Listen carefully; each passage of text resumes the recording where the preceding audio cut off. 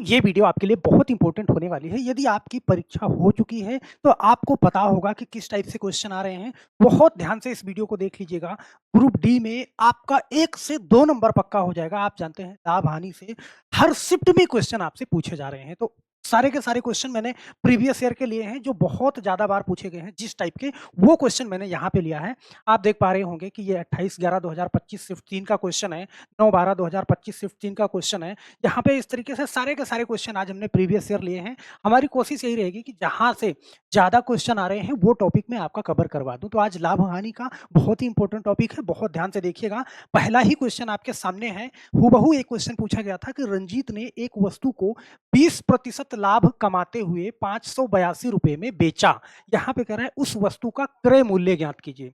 ध्यान देना, जब आपसे कहे 20% लाभ या 30% लाभ या 20% हानि, तो उसी हिसाब से आप उस वैल्यू को सेट कर दीजिए, क्योंकि आप जानते हो ऑनलाइन परीक्षा होती है, विद इन सेकंड आपको जवाब देना होता है, तो ये चीज आपको समझनी पड़ेगी। यहाँ पे कह रहा है कि रंजीत ने एक वस्तु को 20% लाभ कमाते हुए 582 रुपए में बेचा। आपको यहाँ पे ये समझना होगा कि ये जो 582 रुपया है इसमें उसका लाभ शामिल है। तो ये 582 रुपया 20% लाभ वाला है। आप जानते हैं कि लाभ के लिए 100 प्लस करोगे, हानि के लिए 100 माइनस करोगे। तो यहाँ पे लाभ अगर शामिल है, 20% लाभ वाला अमाउंट है, इसका मतलब ये 120% वाला है। अगर आपसे क्रय मूल्य पूछा जा रहा है तो गुणा में क्या करोगे, 100 करोगे। बहुत ध्यान से इस चीज को देख लीजिएगा। अब फटाफट से काट लीजिए। ध्यान देना, देखो 20 से काटेंगे 20 छक्का 120, 20 से काटेंगे 20 पंजे 100। अब 6 से इसको काटोगे तो यहाँ पे ध्यान देना, 6 9 54 और 6 सते 42, ये कट जाएगा 6 से। और 5 से काटोगे, 5 से गुणा करोगे तो 5 सते 35 और 5 9 45 और 3 कितना 48। 485 रुपया क्रय मूल्य हो जाएगा। ऑप्शन नंबर सी वाला सही हो जाएगा। अब यहाँ पे ध्यान देना, वो आपसे कह रहा है कि 20% लाभ वाला मूल्य है, तो ये तो आपने समझ लिया। अगर वो कहता कि 20% हानि पर बेचना है तो यहाँ पे गुणा में क्या करोगे, 80 निकालोगे। सही है, 20% हानि वाला। 25% हानि पर बोलता तो यहाँ पे क्या करते हैं आप, 75% निकालते, मतलब 100 में से हानि के लिए माइनस कर दोगे और लाभ के लिए 100 में प्लस कर दोगे। अगर इस टाइप का क्वेश्चन आएगा तो आपसे बहुत आसानी से बन जाएगा। ये प्रीवियस ईयर क्वेश्चन है, 28/11/2025 शिफ्ट 3 में पूछा गया था। दूसरा क्वेश्चन लेते हैं। इस टाइप का क्वेश्चन भी बहुत शिफ्टों में पूछा गया। एक वस्तु के क्रय मूल्य और विक्रय मूल्य के बीच का अंतर 480 रुपया है। ध्यान देना, क्रय मूल्य और विक्रय मूल्य का अंतर वो आपसे बता रहा है 480 रुपया है।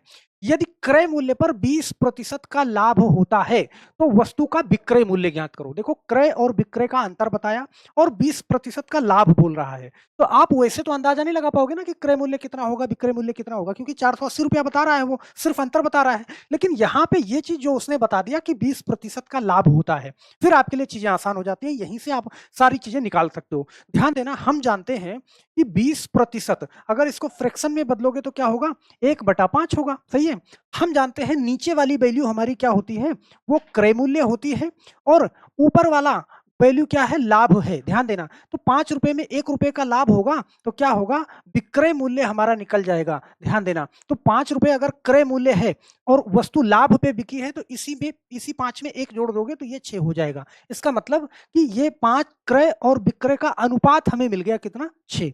और यहाँ पे वो आपसे ऑलरेडी बता रहा है कि इसका जो डिफरेंस है, देखो 5 और 6 के बीच में 1 का डिफरेंस है, लेकिन यहाँ पे कह रहा है अंतर 480 है। इसका मतलब यही 1 यूनिट की वैल्यू क्या होगी, 480 होगी। अब यहाँ से आप कुछ भी निकाल सकते हो। आपसे विक्रय मूल्य पूछे फिर भी निकाल दोगे, क्रय मूल्य पूछे फिर भी निकाल दोगे। यहाँ पे देखो, अगर विक्रय मूल्य पूछ रहा है तो 480 का गुणा 600 में 406 से गुणा कर दो। तो देखो 6 से 6 शून्य शून्य, 6 अठे 48 के 8 हासिल 4, 6 चौका 24 और 24 और 4 कितना 28। यहाँ पे 2880 हो जाएगा। ये आपका विक्रय मूल्य निकल गया। ऑप्शन नंबर कौन सा, डी वाला सही हो जाएगा। अगर आपसे क्रय मूल्य कहता तो क्रय मूल्य इसी 480 का गुणा 5 में करा देते हम। ध्यान देना, देखो 5 अठे 40 के शून्य हासिल 4, 5 अठे 40, ये कितना हो जाएगा, ये 2400 हो जाएगा। ध्यान देना इस चीज को, सवाल को एक बार आप समझ लो। यहाँ आप परीक्षा में नहीं बैठे हो, यहाँ पे आप लास्ट तैयारी पे हो, पेपर आपका स्टार्ट हो चुका है। आज जो है पहली शिफ्ट का पेपर हो चुका है। अब यहाँ पे ध्यान देना, 2400 रुपया का सामान था और 2880 रुपए में बिक रहा है। तो बताओ 2400 और 2880 कितना डिफरेंस है। आपको होगा सर 480 रुपए का ये डिफरेंस हमें यहाँ पे दिख रहा है। ध्यान देना, तो 480 रुपए का डिफरेंस है, यही सवाल है। ध्यान देना, अगर आपसे कहा जाए कि देखो विक्रय मूल्य यहाँ पे देखो 2400 रुपया है ना, तो अगर 2400 रुपया पे ध्यान देना ₹480 का आपको लाभ हुआ है, तो लाभ प्रतिशत आपको निकालने को कहा जाए तो देखो 2 जीरो से 2 जीरो काटा, 24 से काटोगे, 24 दूना 48 ये लाभ प्रतिशत कितना आया? 20% आया। मैं आपको सवाल समझा रहा हूँ, सवाल कैसे बना है। तो ₹2400 पे ₹480 का लाभ हुआ तो 20%। सवाल आपसे यही बोल रहा है ना कि 20% का लाभ होता है, तो आप इस तरीके से निकाल लोगे। मतलब सवाल को आप जड़ से समझते रहोगे तो कुछ भी पूछे बहुत प्यार से निकाल लोगे। इस टाइप का क्वेश्चन आपसे बहुत ज़्यादा पूछा जाता है, तो बहुत आराम से आप कर पाओगे। चलिए, अब यहाँ पे ध्यान देना, अगला क्वेश्चन है ये कि एक व्यापारी अपनी घड़ी को 28% हानि पर बेचता है। बड़े ध्यान से देखना, कितना? 28% हानि पर बेचता है। अब यहाँ पे कह रहा है यदि उसने इसे ₹280 अधिक में बेचा होता तो उसे ना तो लाभ होता और ना ही हानि होती। ध्यान देना, सही है? मतलब ₹280 अधिक में, पहले इस सवाल को समझ लो आप। यहाँ पे देखो 28% हानि पर बेच रहा है, मतलब कि ये कितने 72% पे बेच रहा है। अगर मैं हानि पे 100 पे माइनस करूं तो 72% पे। लेकिन वो कह रहा है कि 280 अधिक में बेचा होता तो उसे ना हानि होती और ना ही लाभ होता। इसका मतलब कि वो मूल्य क्या है? 100% है। अब देखो इसके बीच का डिफरेंस ही क्या है? 28% का है। और सवाल आपसे कह रहा है कि कितना है? ₹280 अधिक है। तो 1% की वैल्यू आप कहोगे सर 280 बटे में 28, सही है? आपसे क्या पूछ रहा है? क्रय मूल्य क्या होगा? क्रय मूल्य के लिए आप 100% की वैल्यू निकालोगे, यहाँ पे गुणे में 100 कर दो, बहुत आराम से। देखो आपने देखो 28 का 10 गुना 280 और 10 का 100 में करोगे कितना? ₹1000 हो जाएगा।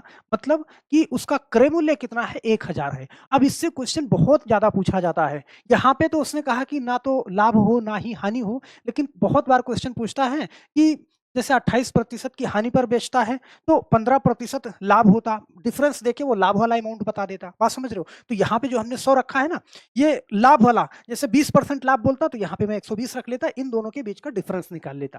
बात समझ रहे हो? बहुत प्यार से कर लोगे। ये क्वेश्चन मैंने करवाया भी है, चैनल पे जाके देख लेना, बहुत ज्यादा पूछा जाता है। चलो एक क्वेश्चन और लेते हैं यहाँ पे, ये वाला क्वेश्चन देखना। कह रहा है, देखना 12/12/2025, सिर्फ 3 का क्वेश्चन है ये। रिजवान समान कीमत वाली 3 घड़ियां ₹4800 में खरीदता है। 3 घड़ी और जिसकी कीमत समान है ₹4800 में खरीद रहा है। फिर कह रहा है वह पहली घड़ी को ₹200 के लाभ पर, दूसरी घड़ी को ₹100 के हानि पर और तीसरी घड़ी को ₹150 के लाभ पर बेचता है। उसका कुल लाभ या हानि प्रतिशत क्या है? बहुत ध्यान से देखना भाई, इसमें उलझना नहीं, बहुत प्यार से लगेगा। देखो ₹4800 की 3 घड़ियां हैं, ध्यान देना। तो ₹4800 की अगर 3 घड़ियां खरीद रहा है वो, तो आप ध्यान दो कि इसको 4800 को 3 समान मूल्य में बांटोगे तो कितना हो जाएगा? आप कहोगे सर 1600 की 1 घड़ी थी। भाई तीनों घड़ियों का मूल्य बराबर था, सवाल ये बोल रहा है। तो ₹1600 की 1 घड़ी थी। अब ₹1600 की 1 घड़ी थी, पहली घड़ी को ₹200 के लाभ पे बेच रहा है। तो भाई पहली घड़ी 1600 की थी और 200 का लाभ होगा, तो वो कितने का बेचेगा? आप कहोगे सर ₹200 का लाभ पे बेचेगा तो 1800 की बेचेगा।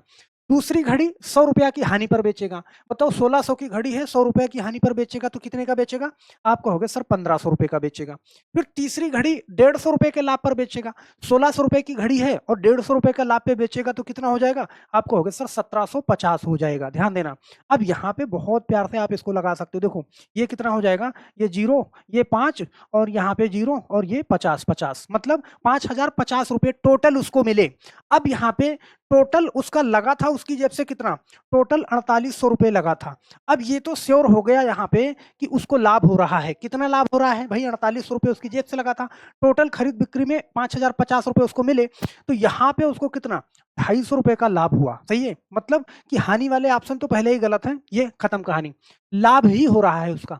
तो देखो लाभ निकालने के लिए हम टोटल जो लागत होती है उस पे हम लाभ को रखते हैं। तो ₹4800 की टोटल लागत थी। भाई 4800 पे 250 मिल रहा था ना ये, और गुणा में क्या करा हमने? 100 करा। तो देखो 2 जीरो से 2 जीरो हमने काट दिया। अब देखो 48, अगर ये मान लो हम इसको 50 मान लें तो कम से कम 5 बार तो जाएगा ही। 48 से तो ज्यादा बार जाएगा। तो यहाँ पे देखो ऑप्शन आ है 5.21, यहाँ पे 5.21%। ये ऑप्शन नंबर डी वाला आपका सही हो जाएगा।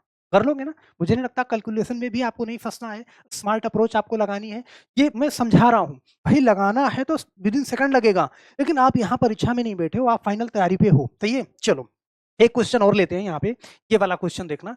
तो एक बेकर, ये भी बहुत पूछा जाता है। कब का क्वेश्चन है? 10/12/2025, सिर्फ 3 का क्वेश्चन है, ग्रुप डी का। एक बेकर 100 कप केक बनाता है, 100 कप केक बनाता है। 20 कप केक के विक्रय मूल्य के बराबर लाभ होता है। ध्यान देना, बड़ा कंफ्यूजन पैदा करता है ये।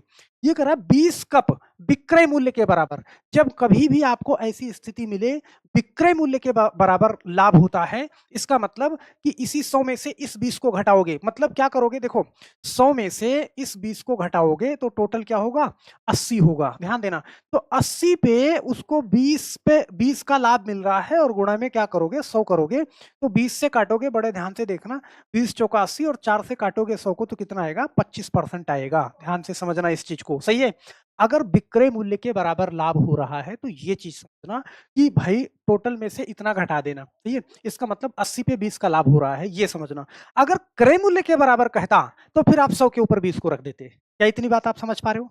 चलो, मुझे लगता है कि आप समझ पा रहे हैं। चलो यहाँ पे मैं अगले क्वेश्चन पे चलता हूँ। ये वाला क्वेश्चन देखना।